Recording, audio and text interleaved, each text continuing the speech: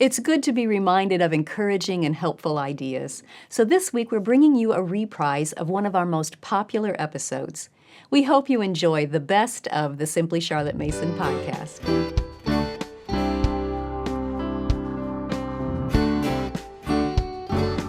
Welcome to the Simply Charlotte Mason podcast. I'm Sonia Schaefer. It's that time of year again, the season when many of us get the itch to plan our next school year. Whether you're just starting out or you've been doing this for decades, here are 5 friendly reminders, just 5 ideas to keep in mind as you plan your Charlotte Mason homeschool this coming year. Number 1, start with the big picture, then narrow things down from there. It's tempting to just jump right into this coming year and start shopping for resources and figuring out your first few days' assignments. But let me encourage you to take a step back. Sometimes it's hard to see the forest for the trees right in front of you. And sometimes it's hard to see where you're going long term for the weekly assignments right in front of you. Planning season is a good time to take a step back and look at the big picture. Review your goals for your child. What is it you want to accomplish long term? And what's your plan to get there? Start with that larger perspective and then narrow it down one step at a time. Remind yourself of where you're headed and what the big picture is, and then put together an overview for your upcoming year. Then divide that year into terms. What are you covering each term? Then focus on just the first term. Once you know what you're going to cover during that term, it's easier to plan your weekly schedule and then your days. But if you jump right into planning your weeks and your days, you might end up busy but headed in the wrong direction. Keeping the big picture in mind will give you confidence when other people say, "Oh, we're doing this year, you should do it too." Rather than immediately running that way, you can review your big picture and decide whether their suggestion is a good fit to get you to your goal. Doing your planning from that perspective will give you the confidence that you've thought everything through.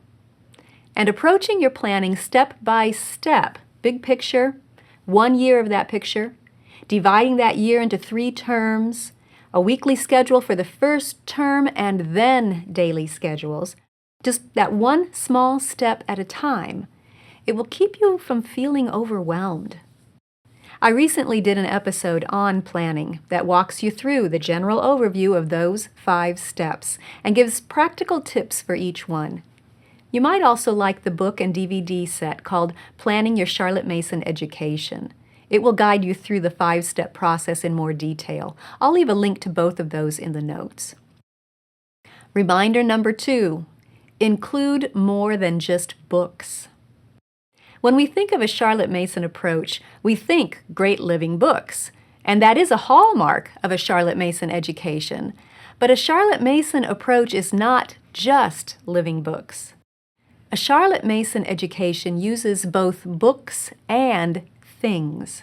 It includes nature study and handcrafts and music and art, and all of those activities use things that you can touch and smell and see and hear, things that you can handle and move and enjoy as a nice mental break from the books. Both are necessary to help feed a child's mind without overwhelming it. Your child's brain, and your brain, operates best when it has periods of intense work and periods of less intense work.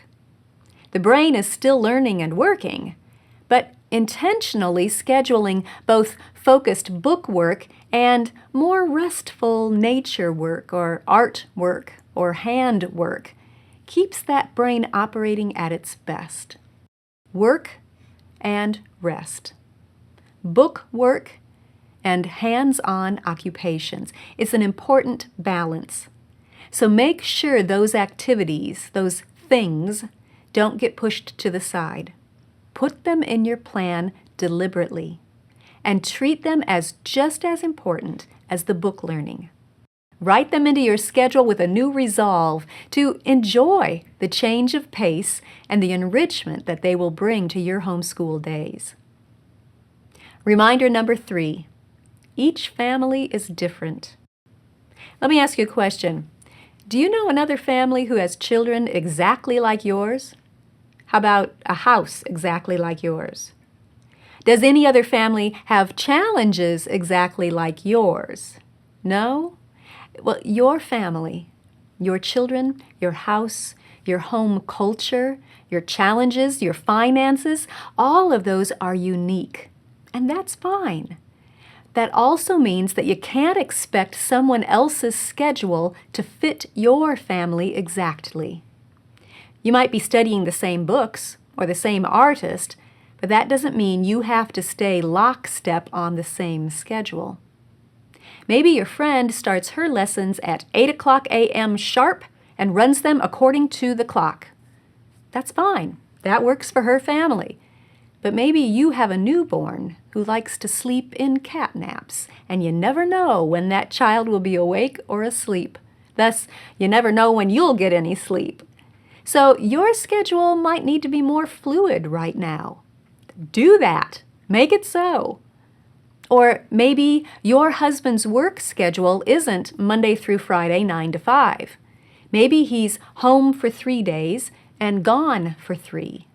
Or maybe he works long hours 4 days a week. Well, feel free to arrange your schedule around that situation. You can school year-round, doing 4 days a week, and still get in more than 200 days of school that year. And who says you have to do schoolwork only on Monday through Friday? Make your schedule work for you. Create a schedule that fits your unique family situation during this season of life. And don't feel guilty if your plan is different from your friend's plan. It should be, because each family is different. Reminder number 4, make the curriculum your servant, not your master. While we're talking about differences between families, let me just throw in this reminder too.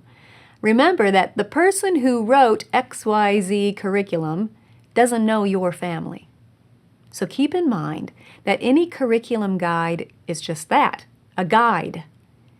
We offer recommendations on our free Simply Charlotte Mason curriculum guide, and we give a suggested schedule in our daily lesson plan books, but those are only suggestions and ideas. I'll leave a link to them in the notes in case they will help you, but please use any curriculum as your servant. Don't let it become your master.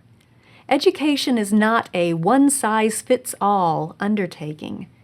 In fact, one of the reasons we homeschool is because we don't want our children in a cookie-cutter system that makes each child do exactly the same thing as all the others who happen to be his age.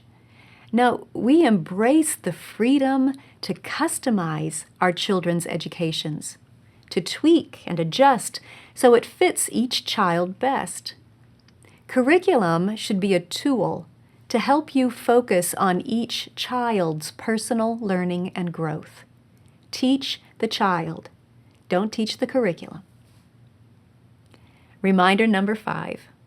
Remember that you have the freedom to adjust your plans as you go along. You know this, but sometimes it helps to be reminded. You can make changes and adjust as needed. Life happens. Parents get sick. Babies demand extra time and attention, or a pregnancy requires bed rest. Maybe you move or end up in a temporary location with most of your belongings in storage somewhere. Or perhaps there's a fire or a flood or a hurricane or tornado. Or maybe you just realize that you're overcommitted and have gotten sucked into the frenzy of running here and there, and you miss the time you used to have staying at home, working and thinking and talking together. The truth is, none of us knows what the year ahead may hold. And I'm going to go out on a limb here and predict that nearly every one of us will, at some time this coming year, face an unexpected challenge. experience a surprise to our well-laid plans. At that moment, you'll have a choice. You can either grit your teeth and cling doggedly to your original plan no matter what, or you can choose to flex with the situation and adjust your plan. Whichever decision you make, let me encourage you to make it with your family's best interests in mind. Do what will support and help them and you the most during that season. I can't tell you what will work best for your family, but I have no doubt that you will know. I just want to remind you that you're not stuck with a plan that doesn't seem to be working anymore. If you find yourself in that situation, remember, you have permission to change your plan. You see, it's not your plan that makes your homeschool Charlotte Mason in style. Don't get locked into that narrow view of education. A Charlotte Mason education involves the atmosphere you create, the discipline of good habits, and the life-sustaining ideas that come from great books and beautiful things. Atmosphere, discipline, life. Those are the keys to a good education. And if you keep that perspective, you'll do just fine, no matter what life throws at you, no matter what the year ahead holds. So make your plans, create your schedule, but hold them loosely. And never lose sight of what matters most. You are shaping who that child is becoming as a person. And that can be done anywhere on earth, any time of the day, any day of the week.